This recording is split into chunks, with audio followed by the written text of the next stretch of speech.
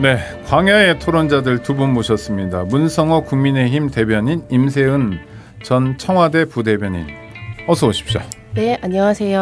안녕하십니까? 네, 임세은 전 부대변인은 문재인 대통령 시절 청와대 부대변인. 네, 맞습니다. 거죠? 그리고 얼마 전에는 그 민주당 대통령 선거 선대위 이재명 후보의 대변인이었습니다. 네. 네. 그래도 부대변인보단 대변인이 나은 것 같으니 대변인으로 그냥 부르겠습니다. 대변인 실제로 하셨으니까요. 예. 네. 그리고 우리 문성호 국민의힘 대변인은 지금 대변인이신 거죠? 네, 이제 나는 국대다 시즌 2에서 준우승해서 이제 네. 현 대변인으로 선임됐습니다. 네. 상근 대변인이신가요? 네, 그렇습니다. 네, 알겠습니다. 자, 지금 뭐 윤석열 대통령이 미국 뉴욕에 계신데 순방 관련해 가지고 논란이 많습니다. 일단 첫 번째는 영국에 가서 조문 취소에 대해서 뭐 홀대다 아니다 뭐 여러 가지 얘기가 있는데요. 문제 제기하는 입장에서 임세은 대변인 어떻게 보셔요? 일단은 홀대라는 말은 사실 적절하지 않고요. 네. 저희 야당 쪽에서도 홀대라는 말은 한 적이 없습니다. 네. 이제 다만 여러 가지 의구심을 좀 제기를 하는 것이거든요. 일단 첫 번째로는 조문을 하러 가기 위함이 가장 큰 목적이었는데 그 목적을 달성하지 못했다. 근데 그 이유를 정확하게 알지 못한다. 그 이유가 사실 출발의 지점이었습니다. 그래서 저희가 여러 가지 의문을 제기했던 게 그 부분이었는데 실제로 저희가 지금 여러 가지 국내외 상황이 어려움에도 불구하고 왜 굳이 조문을 가야 되냐 하는 국민적인 의구심도 있었습니다. 그렇지만 여왕이 한 세기를 이렇게 했었던 여왕이 돌아가셨었고 우리 국민을 대표해서 가셨으니 그 부분에 대해서는 저희가 동의를 했고 가셔서 조문 잘 하고 오시기를 기원을 했었습니다. 근데 열심히 준비하시고 이렇게 멀리 날아가셨는데 실제로 그 조문 자체가 이루어지지 않았다는 것에 사실 좀 놀라웠거든요. 그런데요. 그 네. 대통령실도 그런 설명을 했는데 네. 빈소에 가서 조문하는 건 없었지만 네. 장례 미사에 네. 참례했잖아요. 예, 장례식에. 장례식. 그게 이제 조문 일정의 가장 핵심이었다라고 네. 설명하는 건 어떻게 보세요? 그렇게 설명을 하시겠지만 네. 그 외국은 우리나라랑 약간 비슷할 수도 혹은 다를 수도 있는데 이 조문이 이른바 그러니까 세 세트예요. 그러니까 하나 세 개가 한 세트거든요. 네네. 그러니까 가장 저희가 이제 비판하는 지점이 3종 한 세트. 3종이 한 네. 세트다라고 이제 저희 쉽게 말씀을 드리면 우리나라랑 똑같아요. 저희도 장례식장 가면 이렇게 고인의 영정 앞에서 이제 뭐 꽃을 드리거나 기도를 하잖아요. 네네. 그게 바로 그 저희 이 윤석열 대통령과 김건희 여사가 취소했던 그 조문입니다. 그 관이 있고 원래 미국 같은 데는 사실상 이렇게 상반신이 노출이 돼서 그 얼굴을 마지막으로 보는 자리예요. 그 자리가 가장 중요한 자리입니다. 그래서 우리나라 대통령 빼고 모든 분들이 다 그곳에서 조문을 했습니다. 여러 가지 형태로 뭐 걸어서 가시기도 했고 그리고 이제 두 번째가 바로 이제 리셉션 그러니까 그 상주랑 만나는 자리인 네네. 거죠. 찰스 이제 왕이 우리로 됐죠. 치면 뭐 육개장 먹는 시간. 예. 그리고 이제 세 번째로가 이제 장례식장 이제 미사를 네. 했던 건데 이거는 뭐 흔히 아시겠지만 뭐 교회에서 뭐 이렇게 장례식 드리기도 하는 뭐 그런 것이거든요. 그래서 그 중에서 사실 제일 중요한 게 조문이에요. 그리고 네. 그것을 하기 위해 갔는데 첫 번째는 뭐 3시 이후에 도착했기 때문에 못했다라고 했는데 그것도 거짓으로 판명이 났죠. 왜냐하면 알겠습니다. 2-3시 이후에 도착한 국가의 뭐 국가 정상들도 조문을 했었습니다.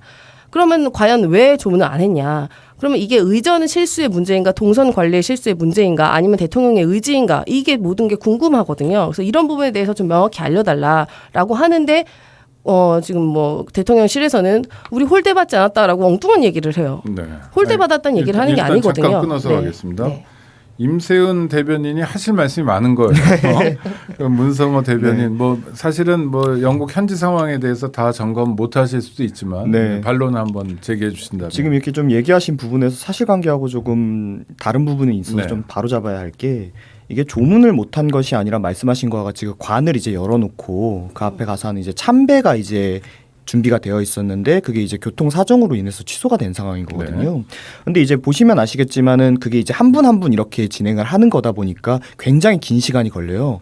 그래서 뭐 한 14시간을 기다려서 이렇게 유명 인사들도 할 수 있었었고 그러니까 대통령 일정상 그렇게 진행되지 못해서 이제 취소된 부분이 있는 건데 이것을 마치 뭐 조문 전체를 못한 것인 것처럼 이야기를 하고 또 이제 뭐 홀대란 이야기 이제 저희 측에서 하지 않는다라고 했지만 충분히 그런 논조로 이야기를 하시다가 거기 발에서 이제 사실관계들이 확인되면서 논조가 바뀌신 아니신 거거든요, 민주당 측에서.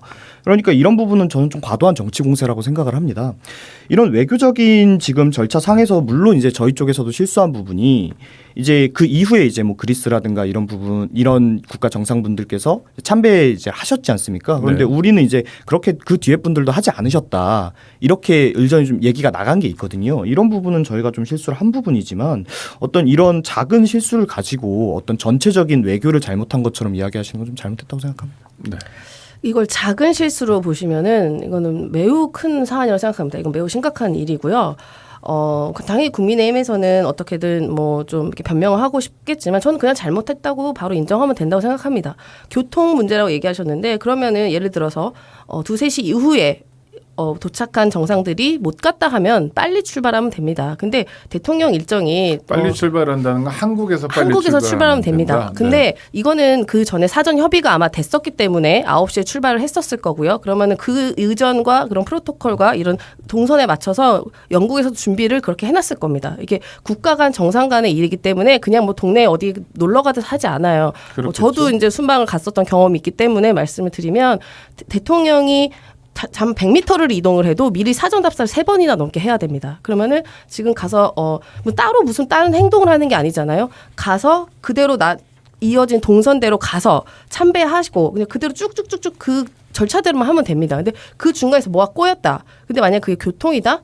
그럼 그 교통을 사실상 예측이 가능해야 되는 거거든요. 그러면은 그건 예측은 이제 현지에서도 가능한 거고 지금 뭐 우리 대통령실에서 서로 파악해서 그거에 대해서 컨텐저시 플랜 같은 게 미리 마련돼야 됩니다. 근데 그럼에도 불구하고 만약에 정말 정 막혀서 못 갔다 하면 그 이후에 리셉션 이후에 시간이 많았어요. 그래서 그 저녁 시간에 네. 그때 이란 같은 경우도 그때 참배를 갔습니다. 그렇기 때문에 가장 중요한 부분을 어떻게 보면 지금 그 3가지 제가 한 3종 세트라는 부분 중에서 참배가 가장 중요한 부분인데 그게 대통령이 우리나라 어쨌든 대표해서 가신 대통령께서 그걸 하지 못했다는 것은 우리 국민으로서도 납득이 어렵고 가서 똑같이 하셨으면 좋겠는데 왜 혼자 빠졌냐. 이거는 저희가 뭐 정치 공세가 아니라요. 우리가 아무리 정쟁을 하더라도 한나라 우리나라의 대표해서 간 대통령이면 가셔서 멋있는 모습으로 참배도 하시고 할 수 있는 모든 걸 다 하시고 오시는 게 저희도 바라는 바입니다. 그런데 그걸 하지 못했기 때문에 네. 궁금증을 이제 표시를 하는 거고요. 문 대변인 좀 좁혀서 저녁에 저는 이제 왜 할 안 말씀 갔냐? 먼저 드려야 될 네. 부분이 그냥 이렇게 예를 들면 뭐 시간이 막혀서 뭐 길이 한 건 먼저 가면 빨리 가면 됩니다라고 이야기를 하셨는데 실제로 그렇지가 않습니다. 지금 제가 현지에 동행하고 있는 기자들에게 이제 물어봐가지고 네네. 사정을 좀 들었는데 지금 이게 워낙 지금 굉장히 큰 국가의 일이지 않습니까? 그렇죠. 네. 그러다 보니까 지금 영국 시민들 전부가 거리에 나오고 있고 이런 상황이래요. 그러니까 영국 측에서도 이걸 제대로 통제하지 못하고 있는 겁니다. 그러니까 이게 지금 마치 우리 쪽에 뭔가 실수가 있어가지고 된 것처럼 이야기를 하시는데 저는 그 부분에 대해서 지금 현지 쪽에 뭐 제대로 확인을 하고 얘기하시는 건지 거기 한번 여쭤보고 싶고요. 네. 그럼 사실 확인이 되지 않은 상황에서 마치 그냥 이게 그냥 빨리 했으면 되는 거 아니냐 이렇게만 얘기하는 건 좀 무책임한 게 아닌가 네. 이렇게 생각합니다. 네, 아니 그렇다면 그런 문제가 발생한다. 왜 그건 대한민국 대통령과 우리 여사님께만 그 문제가 발생하는 거죠? 다른 대통령과 다른 정상들 그 사람들한테는 이 문제가 하나도 발생하지 않나요? 우리만 탁 꼬집어서 우리만 발생하는 거 아니잖아요. 근데 우리만 못하지 않았습니까?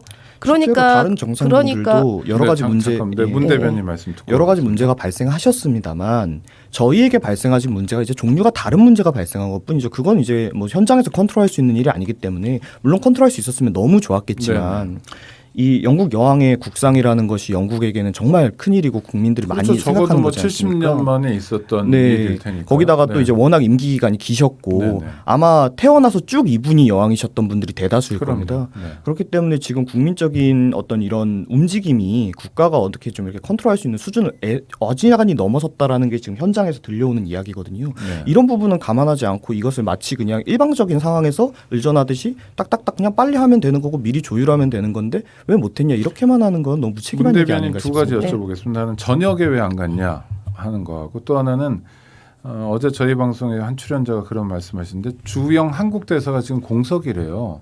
근데 왜 공석으로 냅두고 있냐? 그러니까 현지 사령탑이랄까 이런 역할인데 이런 게 이런 문제를 불러온 거 아니냐라는 지적에 대해서는 어떻게? 이제 주영 한국 대사가 공석인 부분은 이제 뭐 어째서 공석인지는 뭐 제가 사실 사실을 확인할 수 있는 부분은 아니니까 제가 말씀드리긴 좀 어렵고 이제 저녁에 가지 않은 것에 대해서 저도 이제 이런 부분에 대해서 좀 이렇게 여쭤봤어요. 네네. 그랬더니 이제 지금 현지 상황이 이렇게 어떤 지금 상황을 우리가 설명할 수 있는 상황이 아니다. 그러니까 저도 사실 좀 답답하죠. 네네, 이런 네. 부분은 사실 좀 별거 거기에 아닌 거 대해서 가지고 제대로 비난을 받으니까. 좀 네, 설명을 맞습니다. 하는 게 네. 필요한데 이런 부분에서는 저희가 좀 비판받아야 될 부분이라고 저도 생각합니다. 네, 비판받을 면은 있지만 과도한 비판이다라는. 이제 비판하는 부분이 네. 뭐가 잘못된 것이 없는데 이 잘못된 것이 없다는 것을 제대로 설명하지 못한 것에 대해서 비판을 받아야 되는 것이지 우리가 뭔가를 잘못했다는 식으로 몰아가는 건 좀 잘못됐다는 거죠. 그리스 사례처럼 예, 적절한 예. 설명이 없었다라는 부분. 네. 그러니까 뭐 현지 제가 두 가지만 말씀드릴게요. 이거를 못 가신 거는 못 갔든 안 갔든 잘못한 겁니다. 그것은 그 문제로 그 목적으로 갔는데 그 행위를 안 했다? 그건 잘못한 거고 비판 받아야죠. 근데 왜 못했냐를 말씀드리면 왜 못했는 과정에서 뭐 그 현지 사정이 너무 복잡해서 할 수가 없었다. 아니 저는 이해가 안 됩니다. 그러니까 제가 대통령님 많이 모시고 현지에서 아주 복잡한 일 뭐 별일 다 겪어보고 뛰어도 가보고 걸어도 가봤습니다만 현지에서 해결 못할 일 없습니다. 그리고 다른 사람 아니고 일반인 아닙니다. 한 나라의 대통령이고 원수예요. 국가 원수예요. 아무리 영국에서 이런 국상이 일어나서 바쁘고 사람들이 막 정신없이 내려와도 대한민국의 대통령이면 그 적절한 대우, 홀대 안 받으셨다 대우 해줬다고 하잖아요. 대우해주고 만약에 못 갈 것 같으면 패스트 트랙이라도 이렇게 가서 갈 수 있게 해줍니다. 어떻게든. 그러니까 다른 나라 정상들 뭐 와서 다 참배했잖아요. 근데 우리만 못했다 하니까 이게 이제 우리도 한 국민으로선 이 부분에선 이해도 안 되고 왜 가서 안 했을까 아니면 못했을까가 답답한 노릇인 거죠. 네. 예. 근데 현지에서도 그게 해결이 안 됐다. 그러면은 이거는 저는 첫 번째, 그거는 대통령께서 가시고 싶지 않은 의지가 있거나 아니면 두 번째는 그 현지의 외교 안보 이런 의전 라인이 다 엉망이다. 이거 다 교체해야 된다. 저는 이렇게 말씀드리고 싶습니다. 영국까지 가서 조문하지 않겠다는 마음은 좀 과도하지 않을까요? 그러니까 지금 조문을 안 하셨다고 네, 하는데 네. 조문을 안 하시지 않으셨거든요. 그러니까 조문은 3종 예. 세트라니까.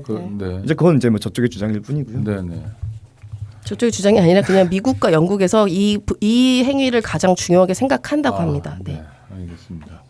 순방과 관련한 논란이 여러 가지가 있는데 두 번째는 한일 정상회담이 어떻게 되는 거냐. 그러니까 앞서도 저희가 아사히 신문 말씀드렸는데 우리 쪽하고 일본 쪽의 입장이 완전히 다른 것 같고요. 그런데 이건 문 대변인부터 말씀 주실까요? 저는 이 부분에 대해서는 충분히 비판을 받아야 될 일이라고 생각합니다. 네. 아까 말씀드린 것 같이 지금 어떤 저희 대통령실의 어떤 외교 채널이 외부에 이제 소통을 하고 어떤 사안을 알리는 부분에 있어서 지금 자꾸 문제가 발생하고 있는 건 네. 사실이에요.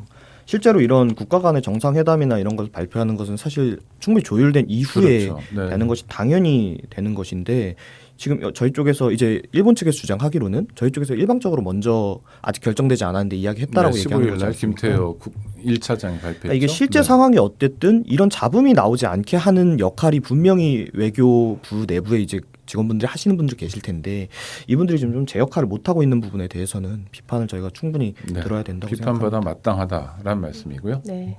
그러니까 일본과의 이제 회담 문제는 저희 문재인 정부 때도 항상 이렇게 약간 뭐 이렇게 달락달락 소리가 났었습니다. 이렇게 네. 무난하게 지나간 적이 별로 없었던 것 같긴 하고요. 이렇게 왜냐하면 우리가 산적해 있는 너무 갈등이 이렇게 서로 간의 의견이 대립이 팽팽하다 보니까 뭔가 조율이 안 되는 과정이 있었던 거는 항상 있었던 일인데 다만 저도 아쉬운 거는 이제 뭐 한일 정상과의 만남 이런 거는 저희가 이제 예를 들면은 유엔에서 어디 만난다는 건 기본적으로 정해져서 만나긴 합니다. 웬만하면은. 근데 이제 한일 같은 경우는요, 꼭 끝까지 이게 안 정해져요. 근데 그 이유가 서로 간에 이제 대립된 일들이 해결이 안 됐기 때문에 갑작스럽게 만나기도 하고 아니면 갑작스럽게 또 그게 취소되기도 하거든요. 근데 다만 여기서는 문제는 그게 취소되고 하는 과정에서 날짜가 조정이 안 되는 거 그 안에 우리가 서로 함구해야 돼요. 이게 네. 우리가 만난다 안 만난다를. 근데 어느 한쪽에서 먼저 이걸 만날 것 안 만났다 얘기하는 거는 굉장히 외교적으로 부적절한 일을 한 거거든요. 이게 뭐 일본이 됐든 우리나라가 됐든 이제 그런 부분에 대해서 조금 이렇게 어긋남이 있지 않았나라고 생각합니다. 네. 뭐 그런 거는 사실 지금 문 대변인 말씀하신 것처럼 부적절했다. 그러면 네, 네. 다음부터 그러지 않고 잘하는 게 중요하고 또 한일 관계라는 게 굉장히 폭발력도 있잖아요. 그렇죠. 일본 정부도 한국 대통령과의 만남을 일종의 국내 정치용으로 활용하는 측면도 있는 것 같고 또 우리도 과거사 문제와 관련해서 참 쉽지 않은 새로운 길을 내면서 가야 되는 측면이 있고 그래서 만만치 않은데 이럴수록 담당자들 책임 맡는 분들이 역할을 해줘야 되는데 근데 이 문제는 뭐 잘못했다 해서 그냥 간단히 끝내버리면 될 것 같고요. 그다음에 유엔 총회 연설. 문재인 대통령은 22분인데 윤석열 대통령은 왜 11분이냐 이런 것도 참 논란이네요. 아, 어떻게 보세요? 근데 그런 부분까지 좀 이건 이야기하기에는 정말 정쟁을 위한 예. 정쟁입니까? 어떻습니까? 아마 그건 하시는 쪽에서도 그렇게 뭐 대단히 그렇게 생각하고 얘기하시지는 아마 않을 네, 거예요. 뭐 알겠습니다. 다른 이제 선적한 문제들이 있겠지만 네. 임세현 대변인. 그러니까 뭐 이거 몇 분의니 이런 거는 뭐 소위 그냥 저도 그냥 일부러 뭐 좀 이렇게 까보려고 하는 것 같고요. 별로 중요한 문제가 중요한 아니다. 전혀 중요한 문제가 아니고 그 네. 내용이 어땠냐가 그냥 더 중요한 문제인데 다만 저는 그 내용을 저도 바빠서 아주 자세히는 못 봤습니다만 그냥 유엔 총회에서 이번에 그 모토가 자유연대 확대 기여 외교 그다음에 식량 안보 보건 협력 뭐 유엔 개혁 이런 부분이었는데 사실 그런 거에 대한 내용은 사실 좀 부실하지 않았나 그냥 네. 자유만 너무 많이 언급을 하신 것 같다 저는 그렇게 간단하게 말씀드립니다. 네, 자유를 21번 얘기했다고 하는데요. 내용에 대해서는 근데 실제로 기여에 대해서도 이야기를 많이 하셨고 네. 저는 이번에 그 연설을 들으면서 이제 많이 느꼈던 게 뭐냐면 사실 우리 대한민국이 어떤 원조를 받는 국가였지 않습니까? 네. 불과 몇십 년 전까지만 하더라도 그런데 이제 저희가 당당하게 다른 국가에게 원조를 하고 또 어떤 국제사회에 기여를 할 수 있는 국가가 된 것을 유엔에서 이야기할 수 있다는 게 참 뭐 기쁘고 좋았는데 뭐 사실 11분이라는 시간 내에 뭔가 디테일한 내용을 담는다는 건 참 어려운 일이기 때문에 내용이 부실했다라고 이야기하기보다는 그 앞으로 이제 저희가 외교 부분에 있어서 실무적인 부분이 있는 걸 좀 지켜봐 주시고 그 뒤에 이제 뭐 잘한 건 잘했다고 또 비판한 걸 비판해 주시는 게 좀 맞다고 생각합니다. 네, 영국 여왕 조문 취소와 관련해서 두 분이 아주 반대 입장으로 논쟁을 하셨지만 한일 정상회담 문제라든지 또 유엔 총회 연설 분량 시간에 대해서는 또 정확히 말씀을 주시네요. 입장이 크게 다르지 않습니다. 정규 라디오 방송은 여기서 마무리해야 될 것 같고요. 두 분과는 후속 토크 유튜브 토크로 이어가도록 하겠습니다. 두 분 잠시 뒤에 뵙도록 하겠습니다. 네, 오창익의 뉴스 공감 유튜브로 만나고 있습니다. 두 분 모셨습니다. 임세현 전 청와대 부대변인, 임세현 전 이재명 후보 대변인이기도 하죠. 문성호 국민의힘 대변인 두 분 모셨습니다. 다시 한번 인사 나눠주시죠. 안녕하세요. 네, 다시 한번 반갑습니다. 네. 자, 영빈관 얘기가 또 며칠 전에 있었어요. 900억 가까운 예산인데 대통령이 용단을 내려서 취소를 시켰다. 그런데 주목받는 게 한덕수 국무총리의 답변입니다. 영빈관 신축 문제를 신문 보고 알았다. 일단 문 대변인부터 말씀 주실까요? 어떻게 봐야 됩니까? 우선 이제 영빈관 같은 경우는 이제 대통령실의 일이다 보니까 네. 뭐 이런 실무적인 부분까지 총리께 뭐 직접적으로 뭐 전달이 바로바로 되는 건 또 아니긴 한데 이건 좀 이슈화가 됐었지 않습니까? 네네. 그러다 보니까 아무래도 좀 빠르게 먼저 신문에서 보신 게 아닌가 저는 그렇게만 생각을 하고요. 이런 것 때문에 뭐 어떤 총리 패싱 이렇게까지 이야기하는 건 좀 과도하지 않나. 왜냐하면 이제 총리라는 분께서 하셔야 될 업무가 굉장히 많은데 네. 뭐 모든 사안에 대해서 매번 보고받는 것을 다 기억하고 계실 수는 없지 않습니까?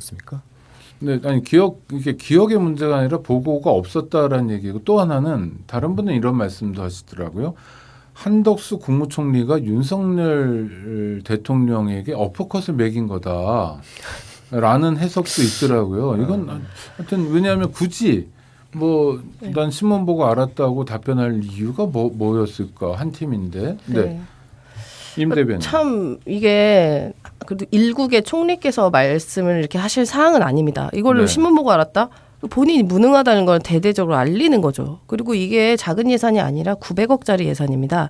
그리고 이슈가 매우 첨예한 거죠. 지금 우리 모든 국민과 특히 야당이 청와대 이전에 대해서 굉장히 날카롭게 보고 있습니다. 신경을 매우 쓰고 있고요. 왜냐하면은 옮기지도 않아야 될 청와대를 옮기면서 천문학적인 숫자가 세금이 계속 낭비되는 것을 매우 안타깝게 생각하고 있기 때문에 지금 그런 부분에서 매우 예민한 상태입니다. 그래서 그걸 총리가 몰랐다? 예를 들어서 뭐 조그만 뭐 어디 작은 예산 뭐 한 10억짜리 예산 그런 건 모를 수 있어요. 그런 거는 네네. 당연히 모를 수 있습니다. 대한민국 경제 규모가 네. 있으니까. 그렇죠. 네. 근데 이거는 예산도 예산이지만 이슈 자체가 이거를 국민적 관심을 가질 수밖에 없는 사안이잖아요.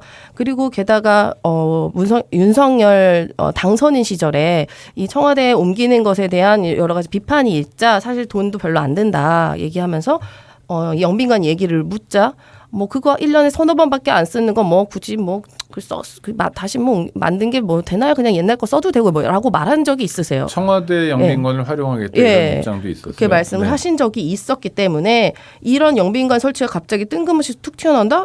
이거면은 지금 예산을 지금 조정한 단계 아니에요? 지금? 그러면 당연히 국무조정실에서 이 부분은 당연히 살펴볼 수밖에 없습니다. 그럼 국무조정실의 가장 헤드가 누구냐? 총리잖아요. 네. 총리한테 그걸 보고를 안 합니까? 만약에 보고를 안 했다 이러면 그 보고 라인들 전부 다 사직서 내야 돼요. 근데 보고를 했는데 모른 척한다? 그러면 저는 이건 왜 모른 척할지가 그것도 궁금한 게 이게 이른바 이 7월 말 이후에 이 예산을 이렇게 산정을 해서 이렇게 쪽지처럼 넣었다고 들었습니다. 근데 예산이라는 게 이거를 특히나 영빈관 설치는 이제 건설을 하는 거잖아요. 그러면은 처음부터 이게 굉장히 면밀한 단계의 예산 추계가 들어가야 됩니다.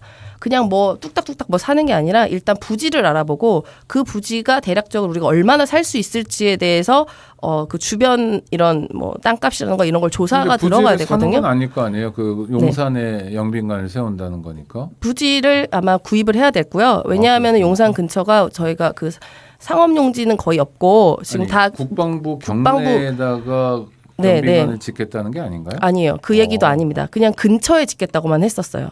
그 네. 대통령실 주변에 짓겠다. 그러면 이제 용산을 살펴볼 수밖에 없는데 그럼 이른바 지금 대통령실 주변은 대부분 다 미군 소속의 이제 공원이나 이렇기 때문에 이거는 뭐 어떻게 건설할 수 있는 부분이 아닙니다. 네. 그럼 몇 아직 군데가 반환받지 있어요. 않았으니까. 네, 이렇게 지도를 한번 펴봤더니 몇 군데 건설할 수 있는 부분이 아주 작게 있는데 그것도 이제 미군에서 소유한 거고 미군에서 부지를 팔아야 우리가 만들 수 있는 거거든요.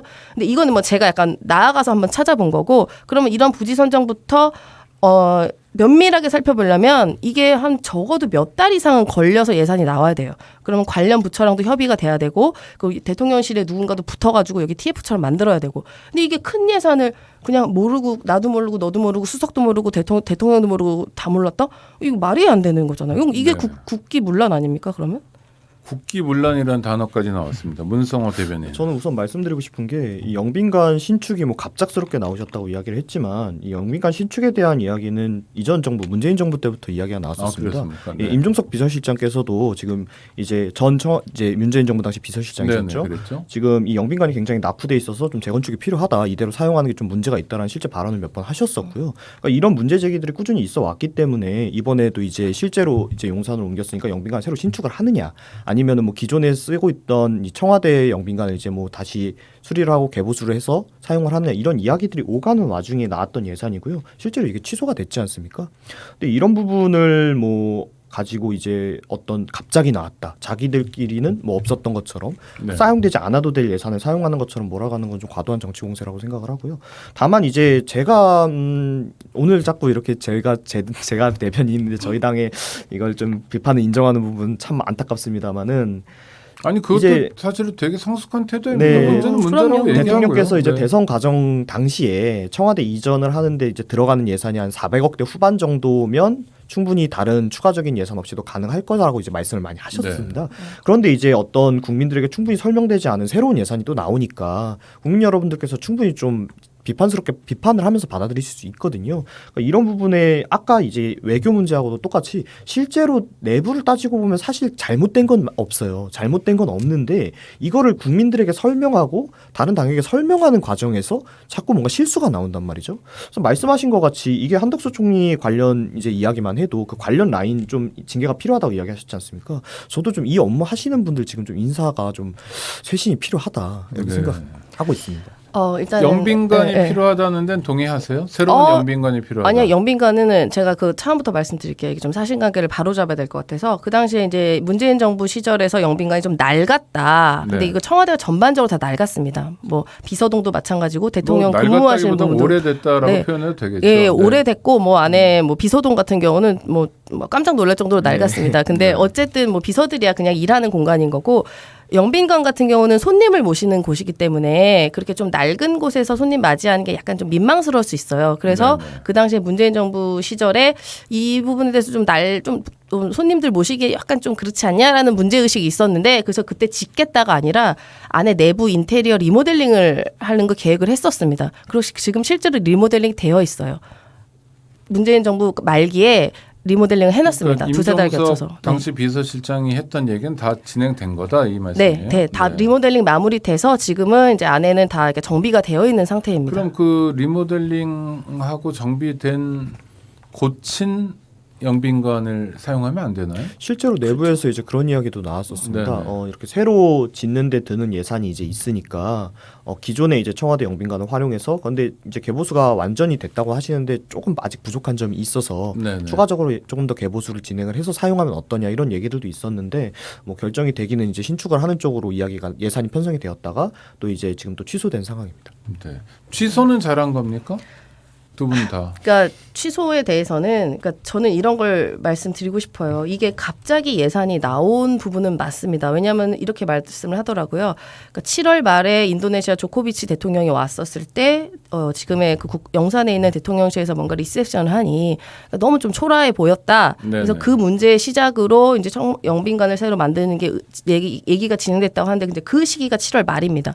근데 지금 9월 중순이잖아요.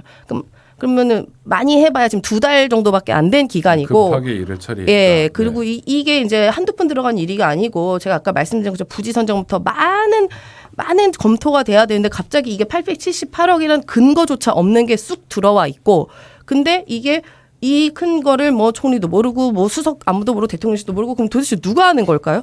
그런데 이 예산이 편성할 때도 매우 촘촘하고 이렇게 면밀하게 들여다봐야 하는 과정이 있지만 이미 짜여진 예산을 갑자기 없앨 때도 그 근거 조항이 명확하게 있어야 됩니다. 근데 대통령이 한마디로 그냥 반나절 만에 이거 안 해 하고 뚝 뒤집은다? 이것도 이상한 거예요.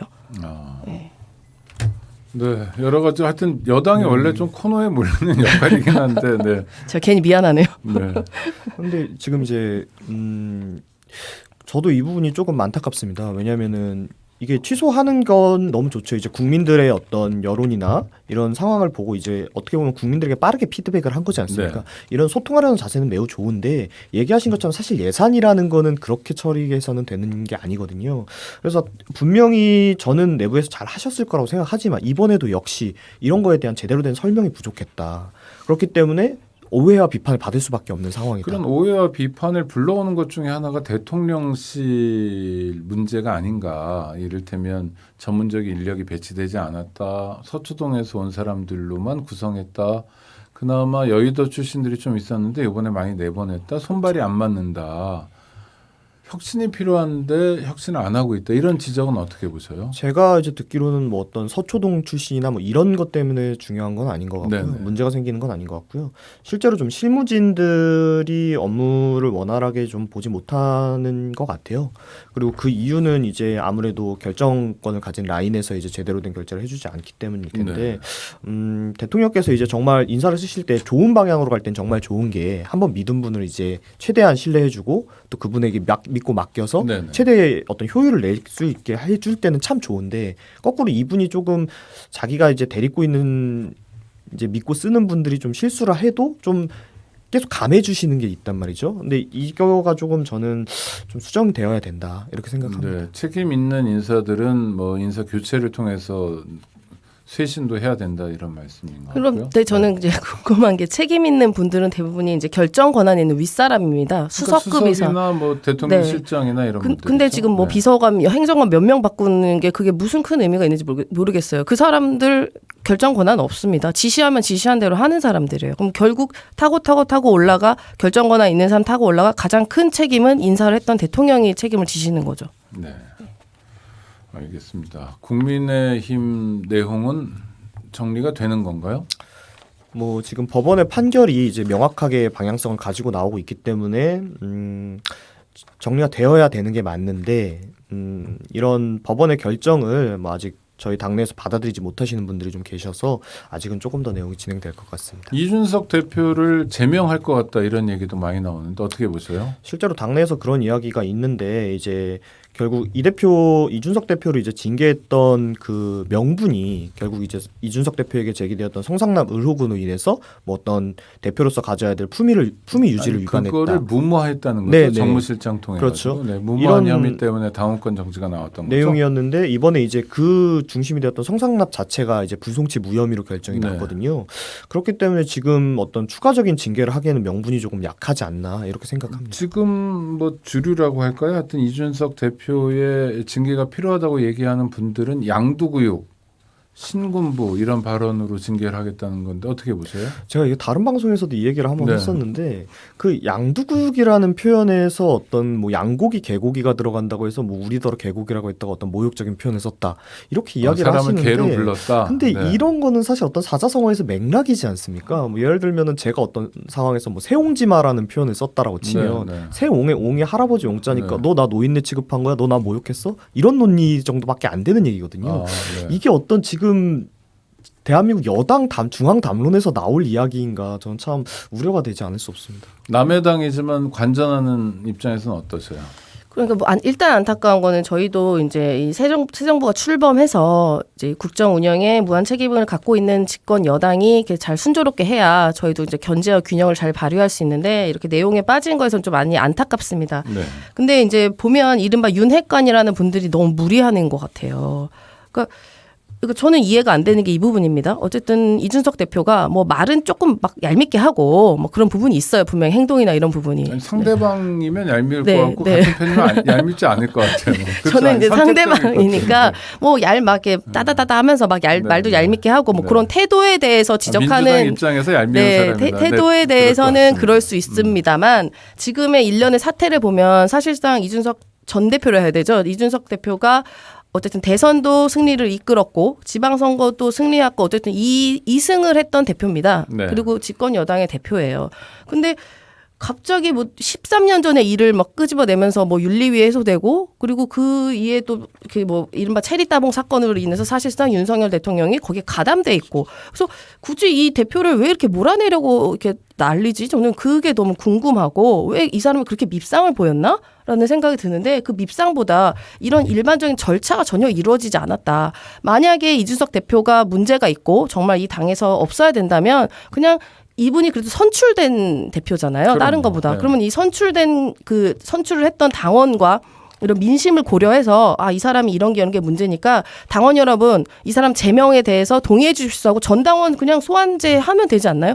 그럼 간단하게 처리가 될 것 같은데 그거를 안 하려고 자꾸 꼼수 쓰고 뭐 윤리위 회부했다가 뭐 제명을 했다가 무슨 비대위 또 비대위 만들었다 뭐 이런 사태가 너무 비정상적인 거죠. 그러니까 이 이준석 대표가 저항할 수밖에 없는 상황이 됐다. 저는 그렇게 당원 생각합니다. 투표, 전당원 투표를 하자라는 건 이준석 대표의 요구기도 합니까? 이 대표께서 그걸 직접적으로 요구하신 적은 저는 없는 걸로 알고 있는데 또는 이준석 대표에게 우호적인 분들의 요구입니까? 그러면? 아니요 그런 걸 요구하고 있는 것이 아니라 아닙니까? 지금 이제 네. 당내에서 자꾸 내부에서 뒷말이 나오는 이유가 뭐냐면은 어쨌든 이 대표는 이제 당원 민주주의에서 선출된 대표지 않습니까? 민주주의에서 선출된 권력이라는 건 가장 정당성 있는 권력인데 이것을 이제 어떤 뭐 이준석 대표가 실제로 뭐가 잘못을 했다라고 쳐도 무너뜨리기 위해서는 절차가 필요한 법인데 이것을 자꾸 어떤 뭐 최고위 조금 몇 명, 뭐 전국이 몇 명 모여서 의총에서 몇 명 자꾸 일부의 의견만 가지고 결정을 내리니까 이게 문제가 되는 거거든요. 실제로 법원 판결이 아니라 결정문이죠. 가처분 결정문에서도 문제를 봤던 것이 뭐냐면은 비상 상황이라고 판단하기 어려운데 비상 상황이라고 일방적으로 결정을 한 후에 비상 상황을 자기들이 만들어서 한 것이 정당 민주주의를 훼손할 우려가 있다라고 해서 이게 이준석 대표의 가처분이 인용이 된 거거든요. 그래서 말씀하신 것과 같이 이준석 대표가 실제로 잘못을 했다라고 생각을 하시면 당원 소환제로 해서 이준석 대표 재신임을 당원들에게 물으면 될 일입니다. 그 전까지는 이 임기는 지켜줘야 된다고 저는 생각을 합니다. 네. 간단한 걸 계속 돌아가는 것 같아요. 이거를. 가장 정확한 메시지는 이준석 대표가 싫다라는 것 같아 보이기도 하는데요. 네, 네. 최근에 국민의힘 원내대표 선출이 있었는데 국민의힘 사람이라고 보기도 어려운 이용호 의원이 표를 많이 받았어요. 주호영 원내대표 당선자와는 표차가 크지 않았는데 여기 담긴 국회의원들의 마음이랄까? 네, 표심은 어떤 걸까요? 일단은 우선은 주호영 이제 원내대표께서 인망이 부족하신 분은 결코 아닙니다. 네. 충분히 이제 많은 의원님이나 이런 당원분들 지지를 받으시는 분이고, 그런데 다만 이런 결과가 나온 것은 어떤 뭐 주호영 이제 원내대표의 뭐 개인의 어떤 지지의 문제라기보다는 지금 우리 당의 방향성에 대해서 조금 문제의식을 가지고 있는 분들의 어떤 의견 표출이지 않을까, 저는 이렇게 생각하고 윤핵관에 있습니다. 대한 의견 표출이다 이렇게 볼 수 있습니까? 근데 이제는 또 윤핵관이라고 부르는 이제 그 분들마저도 어떤 정체성이 좀 불분명해요. 네. 이분들께서 어떤 말 그대로 윤핵관이라는 게 이제 대통령의 핵심 관계자라고 이야기를 하는 건데, 사실 지금 나온 거 보시면 아시겠지만 그렇게 핵심인지조차 사실 보기가 좀 어렵습니다. 네. 그렇기 때문에 이제는 단순히 어떤 이준석 대표와 대립하는 분들일 뿐이지 그거 실제로 어떤 대통령과 연관이 있는 분들이라고 말하기 좀 어렵지 않나 이렇게 네. 생각합니다. 국민의힘 원내대표 선거 어떻게 보세요? 저는 이제 조금씩 이제 윤핵관에 쏠렸던 그런 권력의 힘들이 조금 더 분산되고 지금 좀 그 이른바 윤핵관 또 아니면 윤핵관 호소자의 어떤 분들도 우리가 좀 너무 하는 건가라는 좀 이제 생각이 온 것 같아요. 이른바 현타가 아까 오신 거 아닌가라는 네. 생각이 듭니다. 그리고 지금 국민적으로도 아무리 이준석이 미워도 저렇게까지 하는 건 좀 문제가 있다. 아니면 법원 판결까지 뒤집어서 무슨 비대위를 어거지로 만들어서 당내 비상상을 억지로 만드는 거. 이거 누가 봐도 국민의 누가 봐도 인정하기 어려울 것 같거든요.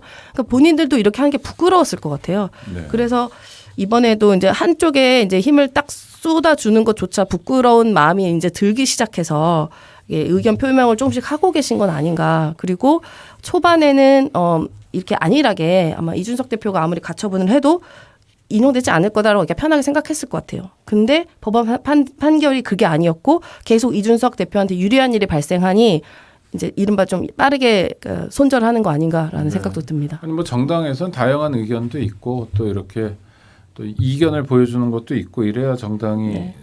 흔히 하는 말로 장사도 잘 될 것 같은데요. 하여튼 국민의힘이 내용을 극복하고 어디로 가는지 지켜볼 일인 것 같습니다. 오늘 두 분 후토크까지 감사하고요. 문성호 국민의힘 대변인, 임세현 전 청와대 부대변인과 말씀 나눴습니다. 감사합니다. 네, 고맙습니다. 감사합니다.